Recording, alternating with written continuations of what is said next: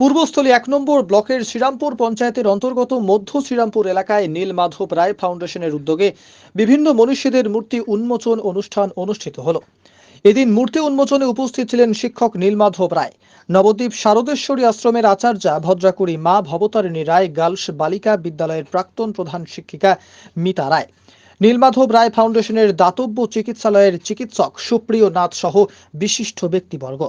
এদিন স্বামী বিবেকানন্দের মূর্তি, রামকৃষ্ণ পরমহংসদেবের মূর্তি, মা সারদা দেবী এবং শিক্ষক নীলমাধব রায়ের মূর্তি উন্মোচন অনুষ্ঠান অনুষ্ঠিত হলো।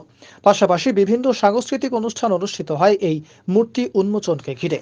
রামকৃষ্ণং জগদ্গুরুম পাদপদ্মে তয় শ্রিত্বা প্রণমামি মুহুর্মুহু নমশ্রী জ্যোতিরাজায় বিবেকানন্দ সুরয় সচ্চিৎ সন্নিধা। অর্থাৎ আমরা যে এই ত্রয়ী মহাপুরুষের চরণ বন্দনা আজকে করলাম বা আজকে মূর্তি উন্মোচনের মাধ্যমে উন্মোচিত হলো, এনারা শুধু আমাদের আজকের দিনের নয়, ঊনবিংশ শতাব্দী থেকে যতদিন পর্যন্ত সভ্যতা, সংস্কৃতি, বিশ্ব মানববন্ধন বজায় থাকবে ততদিন পর্যন্ত বারংবার দিনে দিনে এনাদের যে জাজল্যমান ত্যাগী শক্তি, ঐশী শক্তির প্রতিভা আস্তে আস্তে বিচ্ছুরিত হবে। এবং মাস্টারমশাই নীলমাধব বাবু সম্বন্ধে নতুন করে কিছু বলবো না, কারণ উনি সবসময় আমাদের যে এই রূপক মালাটা ঠাকুরমা স্বামীজির মেলবন্ধন উনি সবসময় দিয়ে এসছেন।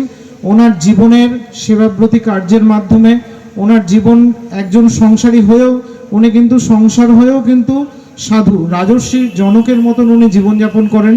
সবসময়তেই উনি লেখনী নিয়ে ব্যস্ত থাকেন। শুধু তাই নয়, লেখনী ছাড়াও, দাতব্য চিকিৎসালয় ছাড়াও বিভিন্ন জায়গাতে ওনার যখন শরীর সুস্থ ছিল বিভিন্ন জায়গাতে অনেক দিন ধরেই আমি জানি ওনাকে বিভিন্ন জায়গাতে দুস্থ মানুষের কম্বল বিতরণ এবং শীতবস্ত্র দান থেকে শুরু করে পুস্তক দান থেকে শুরু করে আদিবাসীদের জন্য পাঠশালা থেকে শুরু করে নানাবিধ সামাজিক কর্ম করে এসেছেন।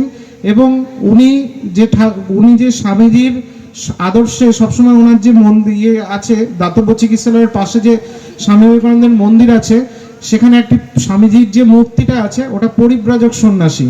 তা ওই পরিব্রাজক সন্ন্যাসীর যে মূর্তি, সেই মূর্তির কিন্তু বাণীরূপ ধারণ করেছে ওনার এই বিবিধ কর্মকাণ্ডের মধ্য দিয়ে। স্বামীজি যেমন পরিব্রাজক রূপে ভারতবর্ষকে ভ্রমণ করে মানুষের আর্ত দুর্দশা সব কিছু লক্ষ্য করে উনি বলেছিলেন, বহু রূপে সম্মুখে ছাড়ি কথা তুমি খুঁজিছ ঈশ্বর, জীবে প্রেম করে যেই জন সেবিছে ঈশ্বর।